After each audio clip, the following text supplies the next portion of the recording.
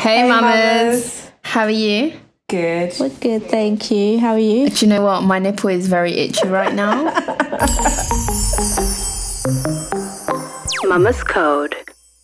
So, guys, how hot has it been? I hate London sun. My vagina sweats. Are you hating it because we can't really do much and go out? Is that why you're hating it? No, I just don't like the heat in the UK. It's just like very humid and just, there's no wind to kind of like flow and make me look fabulous. And plus, we're working, so we don't get to go out and enjoy it. And it just brings me back to when I was pregnant with Joel. I remember so much. I just used to sometimes just lay on the floor because I could not stand the heat. It was absolutely disgusting. Definitely can relate to that. It was horrible.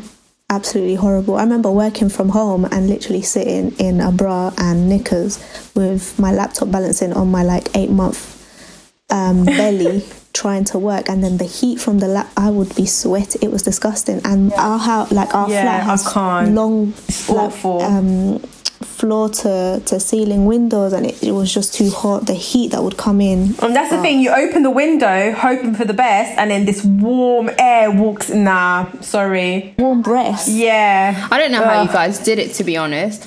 I feel like if I would have been pregnant during summer, I would have been the most miserable person on this planet. It's just disgusting. You're already sweating as it is, and then you have Tom and Harry leaning up against you, and it's just give me my space. And imagine pregnant women now, during this whole quarantine, they're having to add a mask to their face if they're going out. And gloves. Your fingers sweat on a different level. It smells like chucha.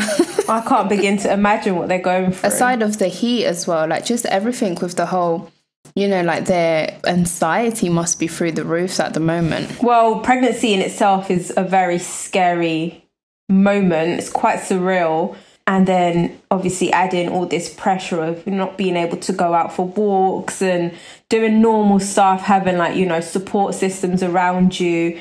It's a lot. We were lucky. Now thinking about it and comparing our pregnancies, no matter what we went through to what people are living now. Wow. It's almost are they being robbed of the experience, from the antenatal class to the scans with people, loved ones, all these baby groups or, all those classes that you get offered. It's just upsetting. Imagine going back to when we were pregnant. Imagine you're let's put it this scenario. You're a first-time mom. Imagine walking to your first scan by yourself. How depressing is that? Not being able to share that moment where, in itself, you go in. I remember with Joel, I still had doubts, after them 100 pregnancy tests. Even when I went to my first scan, I was like, oh my God, Ollie, what if I made this all up and in my head, I've just had a fake pregnancy? And then we go in and then they just look at me you're not pregnant. What would I do then? You're just fat. Phantom pregnancy, because that's real, no? Yeah. That's crazy. Or something, or imagine going in. Oh, I don't know. I remember thinking, and I would be Tolly, what if we don't hear a heartbeat? What do we do? And then he was like, baby, stop. You're just, and to think that our appointment was delayed. So, when it's oh no, the appointments are 1 hour delayed and we're just sitting there are you serious? And Ollie had to go to work. And I remember thinking, you cannot miss this. So you have to message your boss and say that you're going to stay because I can't do this by myself. And mind you, I had my mom, my sister, my dad, my whole family went to see the baby. And you had that choice. Yeah, now it's you can't even go with your partner. You have to probably FaceTime them. So it is kind of what Fish says, that they're being robbed of the experience, both mom and dad. I remember the first time, our first scan, they used that little strobe, I think it is, and they put it inside, up my vagina, and I was not expecting this. I was like, why is everyone else on the belly with the gel? And I remember putting my top up, and they were like, no, put your pants down. I was like, okay. And it's and this is coming from, you guys had already gone through it, so I kind of knew and expected. I had been to Erica's scans, and it was okay, And it's just the unexpected, and now you're having to do it all by yourself. Like your partner, like you said, it's probably in the car, and probably not, it's not the same as being in that room. Have you seen them like photos of like women? I don't know if it's here or if it's in America, but they actually have to line up in a car, and then a woman comes out with like all the PPE gear, and like they just do the little, you know, like when we would go to our midwife checks, and then they'll like have the little heartbeat and stuff. That's how they getting checked. When I saw it, I was like, oh my God, imagine just being in a car, having like, it's literally like you've got an infection and someone's coming with all this gear on to touch your belly. Like Monsters Inc. And then think about it, like how many women have to do it. So, you know, you probably don't have as long as you had before, because I remember when I'd go to my midwife appointments, like, you know, I could ask as many questions as I wanted. You know, if I needed more like info. Right now, I bet it's kind of like, okay, the baby's okay, you need to go now. Like, keep it moving. There's the door. Yeah. But it's true. What about if like you do have questions like, is there a system in place where, you know, it's probably done all electronically, but that human touch is not there. And sometimes that reassurance, speaking to someone face to face, is more valuable than having an email or a virtual call. Yeah, because now everything is done virtually apart from your scans and stuff. But like, say, like, or giving birth. Imagine giving birth on camera. Like the doctor's like, push. Can you just open your legs up a bit more? Or the camera drops or something, and the doctor's like, wait, abort mission, I can't Wi-Fi see. goes. Oh my God, that is traumatizing, please. But it's really sad. There's a lot to the journey of being pregnant that, you know, adds to, once you've got over the, you know, the scary bit and the fears, and you kind of start looking past, say, your first trimester, when you're now like, you know, if you're having a reveal, if you're having a baby shower and you've got your friends, when you go on your maternity leave, like you want to enjoy those few weeks going out, meeting friends, meeting family. Well, you can't even have a baby shower, can you? You can't have a gender reveal. Well, like I've seen people that they do have it, but everyone's wearing like a mask and social distancing. So it's still not that, you know, when you have a baby shower, like everyone's loving and touching your belly, and it's like, all the attention's on you. Yeah. Everyone's being ripped off that experience. And it's just so sad, because I love having a baby shower. I wish I could have a baby shower without the baby. I need a new towel. What would you even call it? Virtual shower. Well, to be honest, I don't think my mum had a baby shower for me, so I probably need things now more than I did when when it was meant to happen. So tell your mum, see if she's up for it, and then we can do the whole measure the belly scenario, have you pretend you're a ball. My heart aches for women and men right now, because it must be such a scary and traumatic situation to be going through, because it's like meant to be the happiest journey you embark, and right now it's like you're walking into the unknown, even though that is the unknown, but now it's even more unknown. Yeah, it's like what do we do? And I think now more so than before, because now, you know, as like lockdown's starting to be lifted a little bit, I feel like some women might hang on to that, you know, oh, maybe by the time, you know, I've got 1 more month, maybe by the time I give birth, they will lift the whole lockdown up and I can have like my support system. Because you also have to think, like, obviously we don't know, like we've spoken to a few mums where, you know, they've considered birthing at home rather than in the hospital, but we don't know how much that's being reinforced when you actually go and say, you know, I'm pregnant, what are my options? Because obviously the hospital's still there, but would everyone kind of just do it more in their home and in their own comfort, just to have that support system? Because, you know, I know we, in our convo, it was kind of like touched on, walking into that hospital, you're in excruciating pain and having no one to hold on to. I wouldn't be able to do it. It's nuts, actually, because I was reading the NHS website yesterday, and I don't know if obviously they must be updating these government websites quite frequently, but there was a point which I kind of found quite interesting, that they were saying that some partners, or like your birthing partner, can come with you at a certain point, but it all depends on like your risk, if that person's ill, if that person has this, or if the hospital allows it, or if you're doing a C-section, if you're doing... So there's so many criteria, and imagine having to like consider all of these options. Yeah. Whereas before it would be like, okay, well, you either have it here, here, here, or here. And if you are having it here, you need to consider X, Y, you know, instead of having maybe 15 questions to think about, you maybe now have 30. Double things that you need to consider. Not everyone is guaranteed a place, because you also have to think logically. Even when in a normal time, if you go in with your partner, you're not guaranteed a bed straight away, because some hospitals get full really quick. So if you are already being told you might be allowed... You know what that reminded me of? What? When Mary and Joseph were going round Bethlehem knocking on the door. Or maybe I was Mary and Bethlehem, because remember I was going for the birthing centre in the hospital, and I'd gone an hour before, and then when I was ready, he was like, oh no, sorry, there's no space, you have to go to the triage. And I was like, huh? Well, that's the thing. Like, so imagine that happens to you, and obviously you've got your partner and everyone with you. So you had your partner, Dan, your partner and your mum. Obviously one of them is holding your bag, the other one's holding on to you.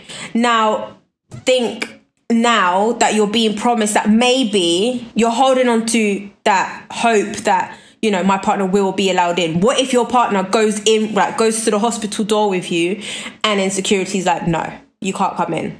You are already deflated, because you're like, no, but in the NHS website it says this, but it's not a promised thing. It's not guaranteed. The thing is, I think it's so unique to what's happening now that every woman in a way will be kind of, well, you hope so, that they have this conversation with the NHS, because, you know, it's about, I'm just saying this from someone I spoke to who had a baby last week. They didn't promise, but they said, look, if once you hit 4 centimeters, your birthing partner can come. But her labor excelled so fast that her birthing partner didn't even make it on time. Didn't make it. With the circumstance, if the circumstances were different, I'm sure the birthing partner would have been there from the very beginning. So, you know, there's all these things that you just will never even consider if COVID wasn't happening. Yeah. Your mind kind of isn't there. So that's kind of like the last thing. And like, you obviously, again, holding on to the hope that your partner will be allowed in, you'll just be frustrated. Like, I'm in the worst pain ever, and you're telling me, although deep down I knew it was not a possible thing to happen, but you've held on for so long to that moment where, you know, please just let him in, I need him. And then they're just kind of like, no. But at the back of your mind, it's obvious, like, you are conscious that, you know, yes, I've read that it might not be guaranteed. But you have that little hope. Yeah. But in that moment, obviously, anything can happen. Like you said, your friend, you know, she was told this will happen, and it didn't happen. It goes down to birthing plans. We can plan one thing and it can go tits up, or it can just happen like this. Like literally you can cough and your baby's head's popped out.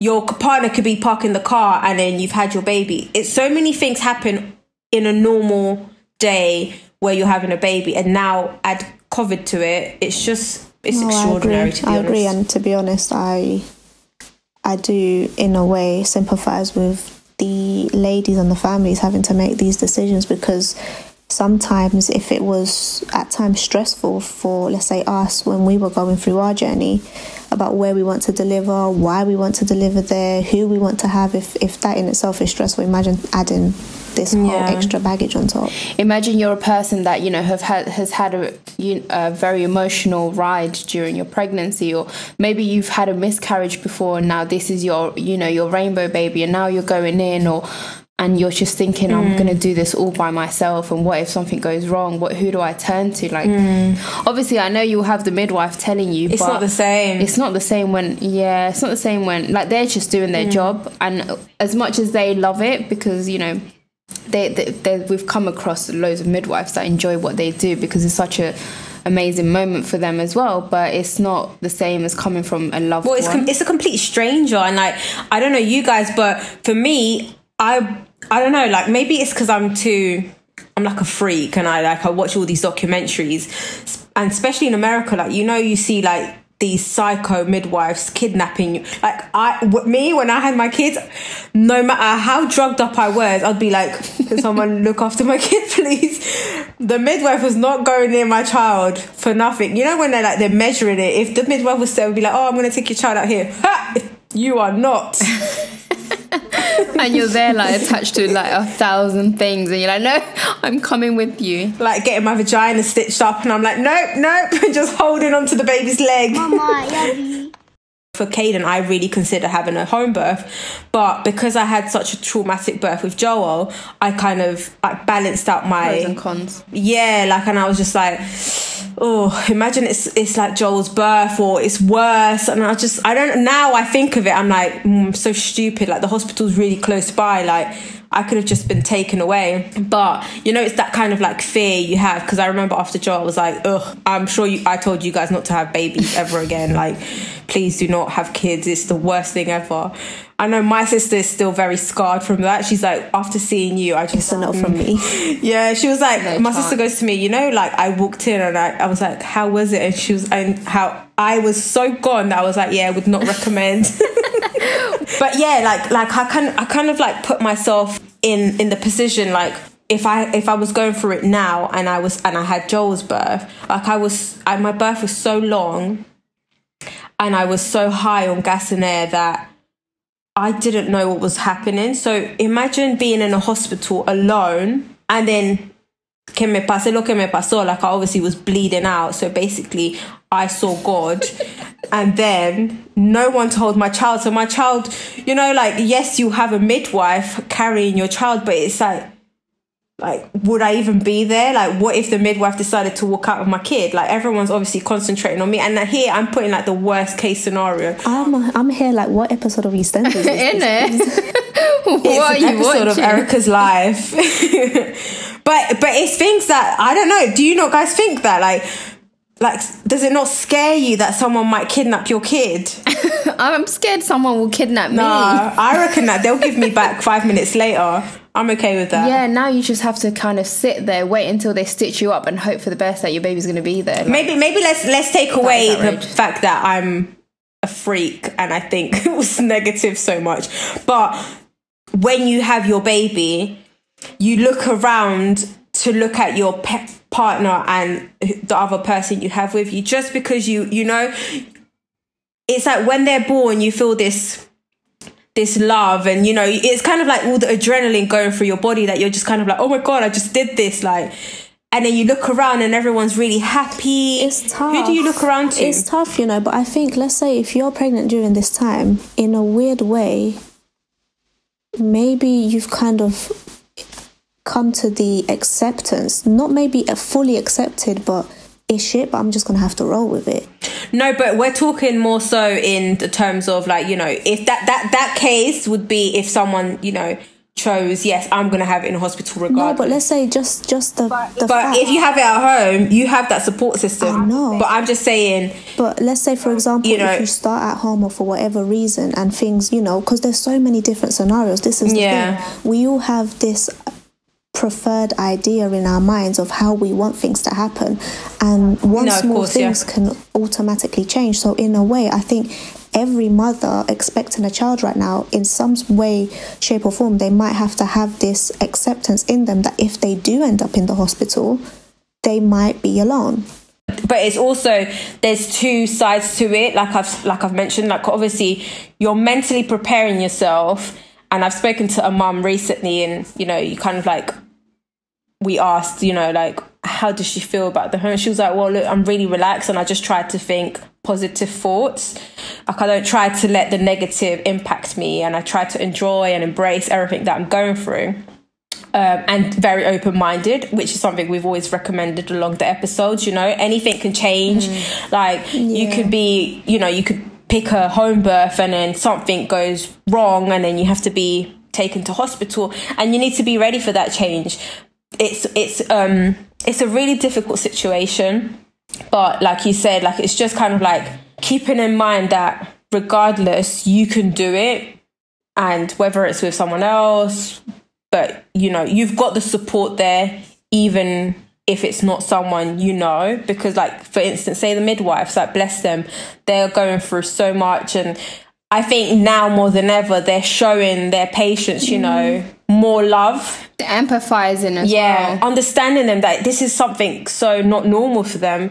Like, what mother wants to give birth by herself? And let's not even talk about, like, let's move from the subject of giving birth itself, but afterwards, like, you know, what if like you don't have that instant bond with your baby, and the baby's just kind of there, and you don't really feel like, oh, I don't want to carry it. You know, that it happens. So who's going to be there to support them? So all these like aspects you kind of have to think about, and as like, say, like the NHS, they all have to come together and be like, you know, midwives have to constantly check. And here we are talking about this, but we don't even know if once you have your baby, do you get to stay longer, or do you have your baby and you're out? I was going to ask, you know how this might just be me being me, but when you see in films that you deliver at home and they still go to the hospital, is that even real? Because I was going to do the home birthing, so the midwife said that I would obviously give birth and just stay here, it's fine. The midwives will then take everything. But the next day or the following day, they'll make an appointment. You know, all the checks that your baby gets, you have to go to the hospital for that. Just because they can't come to you because the pediatricians and everything are there. But that's the only reason you'd have to go to the hospital. I feel like, you know, not staying on the negative side of it all, because, you know, we've established that it's a very scary point for everyone. But I feel like it's also, like Mel was saying, is that when you've come to terms that you're going to give birth over the next couple of weeks, and you know you may still be in lockdown, and I mean either way you're still practicing social distancing, whether lockdown is lifted next week or whatever. The whole build up to that moment, you've already had to mentally and emotionally accept it. So I feel like the support around you will empower you to do this. And it will be scary, absolutely. It was scary for us that we had our family and our partners there. But I feel like, you know, I just want to put it out there that you were made for this, and you can do this, and it will just empower you so much. And once you come out of the other side, maybe you won't have your partner there, but maybe it will be that more special, like that special moment that you've had this, you know, moment with your baby. And just, you know, I know it's lonely, and I know some mothers birth and they don't see their baby, like, you know, they don't have that instant connection. But I feel like that moment is kind of like clarity and serenity as well. And I think it can be a positive from the whole of this, you know, because, you know, we had a guest that we spoke to that she, like you were saying, she's seen everything as a positive. Like, sometimes we're so busy and caught up in our lives, and sometimes, I mean, I know me for once was like, I can't wait to go on maternity leave because I can do whatever I want for the next few weeks. And I was like, oh my God, I'm going to do this, and I'm going to meet my friends, and I'm going to go for a walk. But at no point did I ever think, hold on, I just want to stay at home and just enjoy myself. And I just, you know, well, like she said, she's learned to, you know, the quietness, the being at home, enjoying and seeing your body actually change day in, day out. Normally, if it was in the rush of stuff, you wouldn't get the chance to do that. And also, like, you know, the time that she and other moms have had to bond with their partners and just come to terms with what's about to happen. And yeah, it's just, I think it's a very, like, it's a massive positive note there. And I just think for anyone listening that's due soon, like, you can do this, and honestly, you're made for this, and you got a magical pussy. I just pictured a unicorn. It's also a positive in terms of when you have your baby, you know, you get like a rush of people wanting to come and see the baby. You kind of get that rest for yourself. You get to 100%. No, you know, like, normally, like, you don't know this baby, and you don't know, like, you know, it's when your baby's born, you're born that same day. You're a new person. You are no longer the person you were the day before. Everything is alien to you. Yeah, and the relationship with your partner is now something so new, because now it's not just you and him. Now it's you, him, and this other little human. So it's that time for you free as a family to bond. Yes, the cons is, you know, you might need that extra help, which some women do, and which is perfectly fine. But it also allows you to, again, listen to your body, you know, see how it is that, you know, you've gone from having this beautiful big bump to losing it, like seeing your milk flow, bonding with this baby, getting to know the rhythm of everything, and also trying to fit in a bit of time with your partner. So, and, you know, not having the rush of, oh, well, no, I have to kind of get up and get dressed and look nice because people are coming over. You don't have that. Yeah, and have that pressure. I just think it's so peaceful to know that, you know, I can just be here in my PJs with my baby, and I know everyone's locked down. Oh, also, something that our guest mentioned, not missing out on anything, are you? Yeah. Lockdown. So you don't feel left out because no one's doing jack shit. Yeah. I mean, you guys both know, I've always said to the both of you that if I could have a day I could go back to, would be a day like the day after Maya was born, and just have 24 hours with her again, but just Dan, Maya and me. And if I ever have another baby again, I'm telling you, I will cherry pick who will come and see me. And if you don't like it in the nicest possible way, soz babes, it's kind of our time. And you know, after having Maya, I realised, and I remember saying to Erica, I am so sorry that after you had Jojo, it was like you feel like you have some sort of right to be there. Okay, we may be family, but, you know, it's nice to have that time together. You know, you've just become a brand new family. And yes, everyone's exciting and everyone wants to have a cuddle and everyone wants to do this. But you're tired. So it's nice to just have that break and just embrace that free of you. Or maybe if you're having I forgot the word. I was going to say double kids. I was going to say double sons. What, twins? Twins? 2 humans. Maybe you're having multiple kids. It's nice to just embrace it and learn your new family. Yeah, that's beautiful. Definitely, it's true. Like there is pros and cons to all this. But imagine you are now, you know, you've come home with your new baby and you're nervous and you feel like you don't know what you're doing, and now you don't have the support of, say, your mom or your whoever it is, that your family member that would have been helping you should the case, you know, be different. So now you're having to do sleep, like just everything doubles up in, like imagine you go through the baby blues and your partner is now having to deal with you having the baby blues. Baby, he has no clue what's happening, and you have no one to help you there. Like, you're both sleep deprived. It's good in a way that you guys will both be able to deal with it from the get-go. You'll just kind of be in the dirt and grit for a while. But then you don't have that support. I'm sorry. I just, as you were talking, I was going to be like, oh, your parents will be like, you know. You know when Boris gave his speech that he was like, go to work, but don't go to work. I could just imagine our parents like, go to help, but don't go to help. Go support, don't support. Oh, guys, I don't know why. And you know the Calvito man from Little Britain? That I could hear his voice while you were talking. Like, go to work, don't go to work. The glasses. Oh, I could just literally imagine all our parents, like I literally visualised them, like, go support, don't support. But it's true, it's actually true. What happens after? Imagine like you really do need the support. Yeah, no, it's a really hard one. And you could be very like, oh no, like we've got our shit together, like how hard can it be? Or, you know, we'll be fine and we'll just have to, you know, like we'll pick up and learn, because that's what you do as parents. You learn every single day and you get your shit together and you just strive through. But now, like you said, having your parents go support.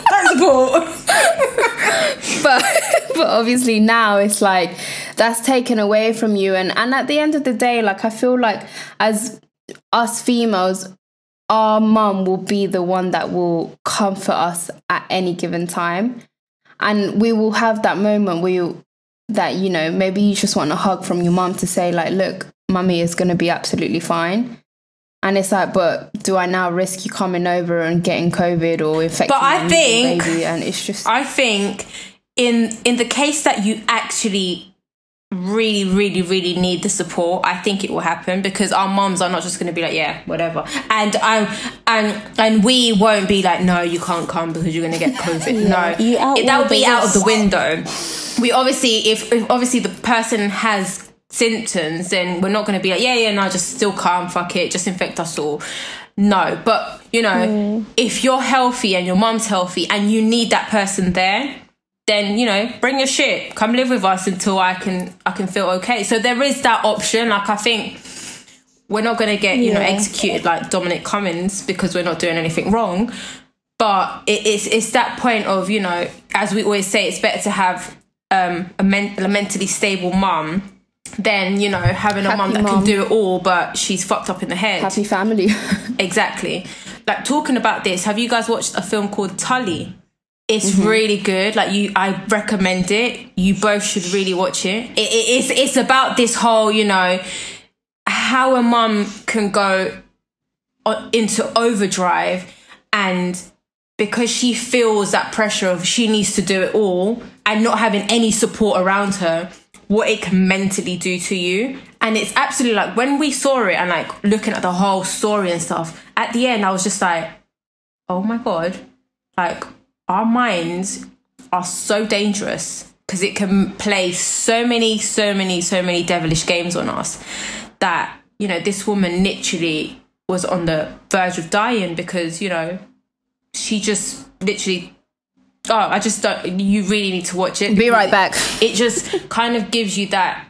You need to kind of slow down, take it day by day, and not put that much pressure on yourself. Like, you know, like, say, like with breastfeeding, if it's hurting you too much, why continue putting that pressure on yourself? Take a break. Like, you know, the baby's not going to die if you don't breastfeed it. Like, there's formula for a reason. And vice versa. Like, oh, no, well, I don't want to do this. Don't take people's advice. Like, you know what you're doing. Like, it's like outweighing your risk, isn't it? It's like, why, if you're ticking all the box of actually, you basically alarm bells ringing, I'm sure that, you know, you asking for help, and I'm sure even if you speak to your GP and tell them your situation, they'll probably just turn around and do a Boris. You can do it, but it's at your own risk kind of scenario. So at the end of the day, it's still down to you, and you outweigh your risk. Like you were saying, you're not going to be inviting someone who has symptoms or isn't well, because in general, even when you have children, if someone has a cough or a cold, it's like, come on, you don't need to be told, but maybe don't come round. Well, you know, with us Colombians on our juju, if you got your period, you can't come see my kid. Like, I was literally just gonna say that, and I was gonna say when you know, we've all been there when we've had our child, and as a visitor, and you walk into it, the first thing you see is the antibacterial tub. And you look at the person like, what's this person going to do? Please don't go near my baby. And you're looking at like their earrings, if they got necklaces, what are they wearing? Perfume. Are they wearing perfume? Everything. Because I remember lipstick. I remember like Jay's family is bloody massive. It's like, honestly, mate, there's so many people, they probably don't fit in the Arsenal stadium. But I remember the day they were like, oh, can we come see the baby over the weekend? Like, my heart dropped. Like, I literally my hands were sweating, and I said to him, they can, but do you want to do it in waves? So like, what part 1 comes on Saturday, part 2 on Sunday. And anyways, so that, you know, they did that because, like I said, there's too many of them. And I remember that night, and in the morning as well, I said to him, do you think your family will clean their hands and use the antibacterial before holding the baby? Or will they be like, if I was to say to them, like, can you put the gel on before you grab the baby? Are they going to look at me like, this boa, like, pendeja? And I remember, and they'll be like, oh, you know, en mis tiempos es americano, you know, like how they are. And I remember, like, that night I was so stressed about it. And Jay was like, baby, like, it's our baby. And if, you know, if they don't like it, then you're not holding the baby. It's simple. and they have to respect that. And it's like, it's letting go of that. What would people say? And but this, but that. Be like, I'm sorry, I didn't know you had the fucking 12 stitches I have in my vagina right now. Especially because like in like when the times where we were born, there was no antibacterial. There was just alcohol, like surgical alcohol, not the one you drink and taste delicious. but no, I say it because I remember sitting there watching every single one like of them psycho. Using it. Yeah, and in my head I was just thinking, and I remember at one point like his cousin sneezed and the baby was on the other side of the room, but in my head on the sofa I was sitting there like, oh my god, his sneeze is traveling across all the molecules in this room and my baby is about to breathe it. Like in that moment, and it wasn't because I was ever like this psycho like freak kind of person, but it was just because there were so many people in the room at one time. And I just felt like if it was overwhelming for me, imagine how it must have felt for the baby. And I don't know where I'm going with this. Can I ask you guys something? You know when you have like antibacterial, do you clean the little tip where people touch it? With the antibacterial, I just squirt and do this to it, like rub it down. Do you know what that reminded me? I know this is off topic, but I have to say it. Yeah. I remember once we had when me and Jay lived apart and we had sex like in the living room, and I remember because I was like, baby, it smells like sex in here, and he was like, no, like watch, and he went to get the Baby Johnson's cream. He rubbed his hands and he started like airing the room with it because apparently the room actually ended up smelling like Baby Johnson's. I can imagine him. Have you seen that Kermit the Frog meme? And he's just like dancing around. Yeah, that was literally him. Would you guys consider home birthing now? Like, would you consider under these circumstances? I would. And having like pretending this was your first child? Yeah, I don't think I would. I think it's massively important to just feel comfortable, and if you don't feel comfortable with anything, it's for a reason, whatever those reasons are. Personally, I don't think I would consider home birth. I would consider the birth centre, which is always something I would want to do. But the birth centre at the hospital, which is originally what I wanted to do with Maya anyways, that didn't go to plan, but hey ho. But yeah, I just don't think I'd feel comfortable with it.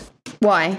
Various things. I think for me, it's the knowing that should I need or my baby need the extra care, then I am closer. The hospital's quite close to your house. Yeah, I know, but I mean, in that moment, every minute is counting, right? It's ticking. So for me, and I know for my peace of mind, that would be a massive thing that I just wouldn't be willing to want to risk. That would be my main reason why. Just feeling like I would be safer. So you would rather do that and not have your partner or your mom with you? Like I said, I guess if you're pregnant in this time, you will probably in some way have come to some sort of acceptance. And maybe hold on to the hope that potentially my one birthing partner can come in with me at some point, you know, maybe when it's 4 centimeters, let's say, for example, and they can stay until the baby's born, and then maybe they're told to leave. You know, all these things would be discussed with you to help you make that decision. But yeah, I think for my own peace of mind, I would probably still go to the hospital. No, I would do home birth. I just think I've always been, even like, I probably didn't consider it for Joel just because I wasn't aware of it. Like I knew about it, but I wasn't educated on the topic. And I just, you know, I was more so convinced with my mom, like, kind of like Mel, like my mum put it in me, you know, like if something was to go wrong, you have the hospital. And I lived at my parents' house, which is still relevantly close to the hospital. So, you know, now when you kind of like look at the pros and cons, yes, if you're in a hospital, there's a higher chance of you getting seen by a doctor. But when you give birth at home, either way, an ambulance is like there in minutes. So by the time you get transferred to wherever you're going to see a doctor, it could take pretty much around the same time. And depending on how long doctors, you know, you don't have a doctor assigned to you straight away. It really depends who's available at that precise minute. Exactly.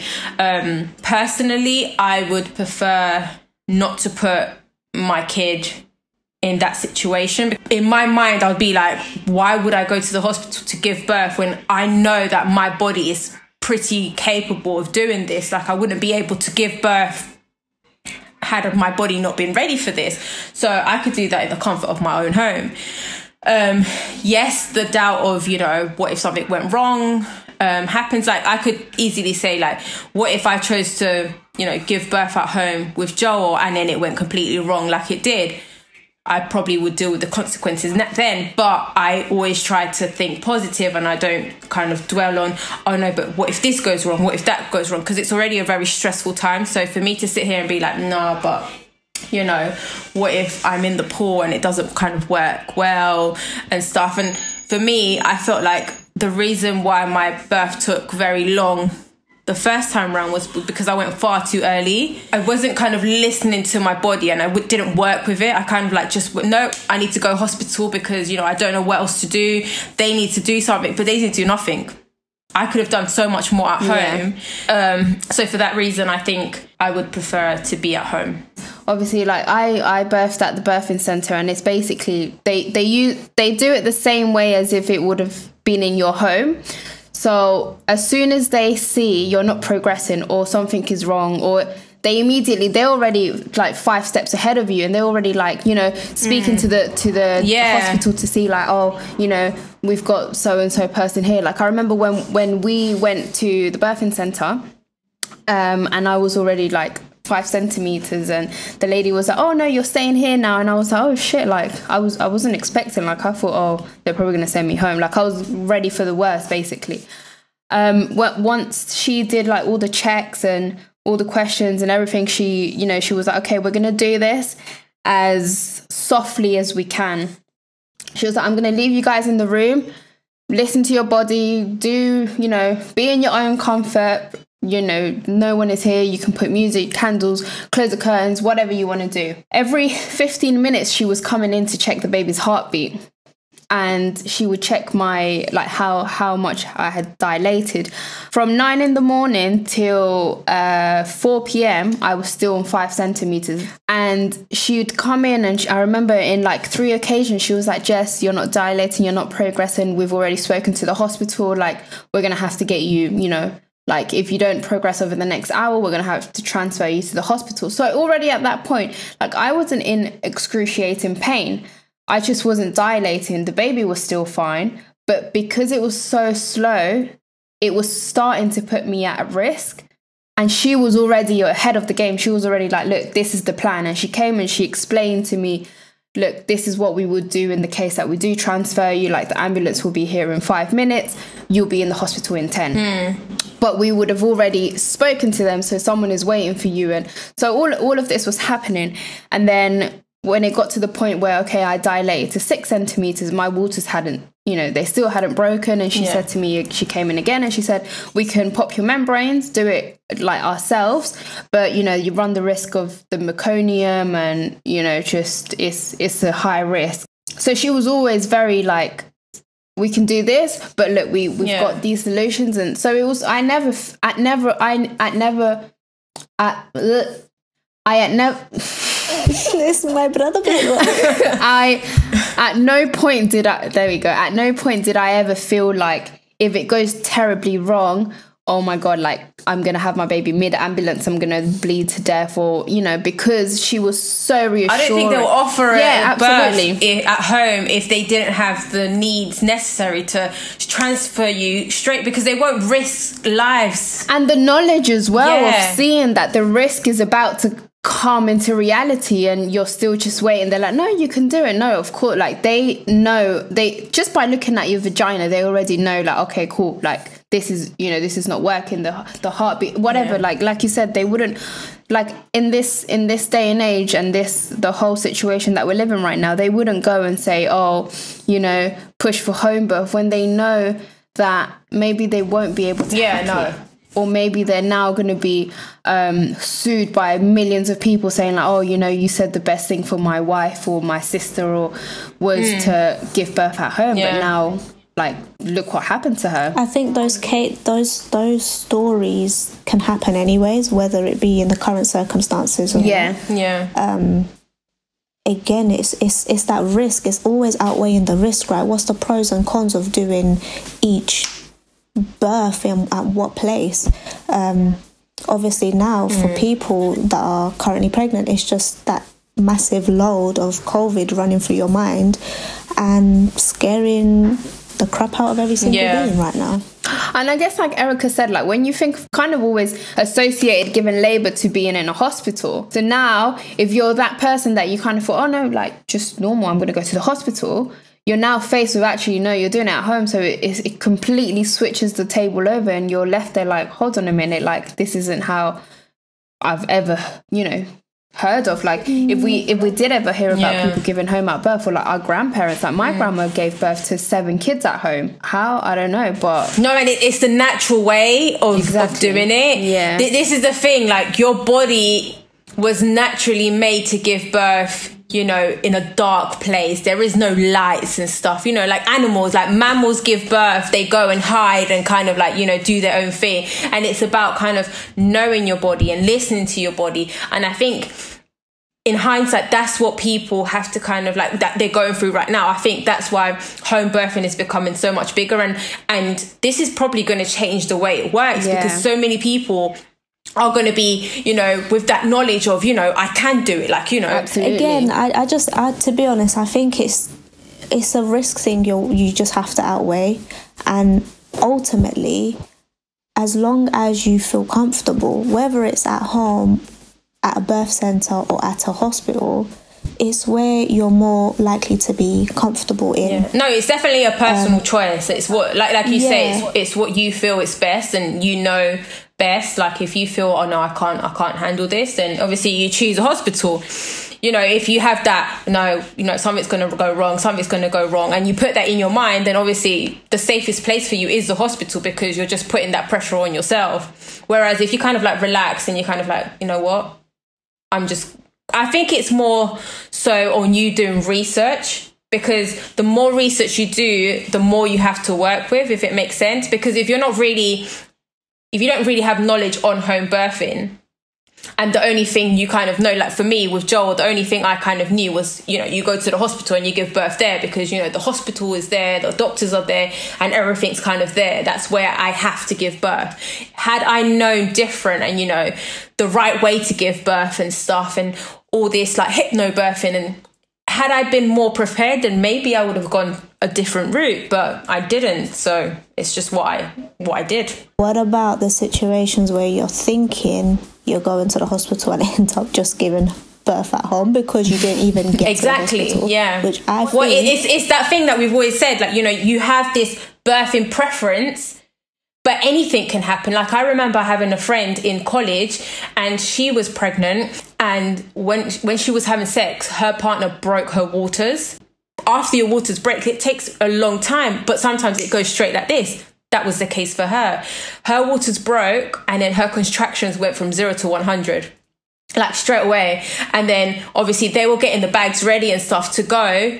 And then she said that she felt like she had to do a poo, and she kept telling her partner, I need to go to the toilet and do a poo. And then he was like, no, you can't do that, because that, in the class, they told us you can't. Oh my God. It's all that. So he called the ambulance. Imagine. And then they were on the phone to him. So they now have told her, they're like, oh, you have to take her trousers down and you have to check, because you can't leave your house, so scary. Get on a cab. And then and he took the trousers down, and he was like, I can see your head. And he was blaming himself. So he was on the phone talking to this doctor saying, I made the baby come because my dick was inside of her, basically. So he brought this on her, but she like, obviously she gave birth at home. By the time the ambulance got there, she had the baby on top of her, and obviously they had to come and cut the umbilical cord and everything. There's something so beautiful about that, though. Yeah, it's amazing. But it's every kind of birthing story is so unique. That's why every single mother you speak to, the first thing we're like, oh, so tell me your birth story, because it's so intriguing. It's just everyone has something so different. Some people like went through like the most traumatic births, and then some, you have a magical birth, and it's like Melly says, like, it's what you feel comfortable with, and not just being comfortable with it, but also being very open-minded until you go into the hospital, Mel, and being told, oh, look, we don't have space for you. You're not going to stay on the street, No, are you? I'm not exactly. You're going to run back home and try to get as comfortable as you can. So it's that balance. I know, like both of us, when we were in the car, we wanted to push. We felt the urge to take the biggest view of our lives. And I remember thinking to myself, why am I feeling like this if an hour ago I was told I wasn't anywhere near and I still had at least a whole day, if minimum. And now all of a sudden I'm getting to the hospital and they're like, please don't push. You don't have a room yet. So, so much could have changed. Luckily, I guess for us, we don't live that far from the hospital. No, and we're not going for a pandemic at the moment. Exactly. Because, you go into the hospital and being told, well, no, you're 1 centimetre, you need to go. What do you do in that case scenario? Are they keeping all the women that go too early? Because if you're a first-time mom, just like you were feeling so much pain that you thought, nah, I must be at least 6 centimetres dilated. And look at all the walking we did, everything we did to progress that. And you went in and we obviously told you in the car, Mel, be strong, but be very open-minded. Yeah. Because it's so deflating to go in and be told you're not dilating. Yes, I am, hon.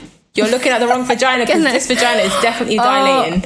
That just took me back to, I remember when Mel, me and Erica were in the car and we were like, oh no, we were literally crossing every single thing we could cross on our body. We were like, oh, please, God, please, for them not to send you back. And we were just sitting there. We were like, oh my God, no, she's not going to come back. She's not going to come. And then we see you walking down and our face literally went like serious, but it went so serious so quick that we were just trying to not laugh because we saw each other's face expression change. So it wasn't that we were laughing at the situation, we were laughing at each other. And then I remember Ollie was like, guys, please don't laugh, like this is serious. And we were in the back of the car cracking up, and I remember Jess kept talking about your car mix. I remember saying to Erica, oh look, she didn't let her Carmex go. She's still gripping onto that and Carmex. Mir was messaging me. We were at the back messaging each other, and she was like, mira, como coge Carmex. That whole journey in that car, she would not let go of that Carmex. I don't know, I can't remember who was it that told me. It was like, when you're giving birth, your lips are dry. I was like, I hate the feeling. I'm just taking my Carmex anyway. And I remember it was like, oh, do you have your bag? Do you have this? I was like, do you have my Carmex? Like, forget everything else. Do you have my Carmex? I was like, I feel sorry for the Carmex, the pressure it's feeling. And all this time, Mel was sitting in front of us like, oh my God. Kimba y amigas, no? I guess it helped because it was probably not a good idea to ever take you in the first place because it wasn't worth it. Because an hour later I was back with probably the correct support system. Oh, great. Thank you. I'm saying thank you for the fact you guys are laughing at me. So yeah, my poor dad having to take his daughter and her swearing, I'm going to shit in your car. I remember with Caden, I didn't have knickers on, right? And I was sitting in the middle of the back seat, and you have like the front so the driver, the passenger seat. I remember putting my feet on the chairs and I was like, no, I'm going to push. And Camilo was like, no, baby, no. And he was just slapping me. And I was like, Camilo, apaga este puto carro que I'm going to give birth. And we were stuck in traffic and I was like, nah, I need to push this baby out. You do not understand. Good girl. So with everything we've discussed, it's probably right to just wrap everything up and give our golden tip, which would be... Just keep pushing. Just keep pushing. Just remember that you were made for this. Your body was designed for this. And you will have, once you come out of that whole emotional roller coaster, you will come home and you will be able to enjoy your baby with your partner, and it's a very precious time for you to be like, I said this to Jay the other day, like I feel like this would have been a great time to give birth because you would just connect so much and just be by yourself with the baby. And also try to see the pros and not the cons. Like obviously always weigh it out, but concentrate more on the positives that this whole pandemic will bring. You gave birth at the in the center of like a global pandemic. So it's like you're birthing history, kids. That's a cool way of looking at it. You know what? You're an epic person for giving birth during a global pandemic. So Hats off to you kudos guys. to you. you got this. Mama's Code out. Mwah. Mama's Code. Support, no support. Support.